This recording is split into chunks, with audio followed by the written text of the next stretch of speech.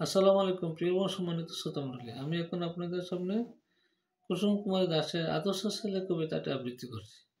আদর্শ ছেলে কুসুম কুমারী দাস। আমাদের দেশে হবে সেই ছেলে কবে, কথায় না বড় হয়ে কাজে বড় হবে।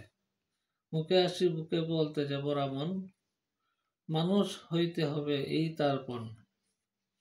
বিপদ আসিলে কাছে হও আগুয়ান, নাই কি শরীর তবু রক্ত মাংস প্রাণ। হাত পা সবারই আছে মিছে কেন ভয়, চেতনা রয়েছে যার সে কি পরে রয়। সে ছেলেকে ছায় বলো কথায় কথায়, আসে যার চোখে জল মাথা ঘুরে যায়। সাদা প্রাণে হাসি মুখে করো এই পণ, মানুষ হইতে হবে মানুষ যখন। কৃষকের শিশু কিংবা রাজার কুমার, সবারই রয়েছে কাজ এই বিশ্ব মাজার। হাতে প্রাণে কাটো হবে শক্তি করো দান, তোমরা মানুষ হলে দেশের কল্যাণ। সবাইকে ধন্যবাদ। আসসালামু আলাইকুম।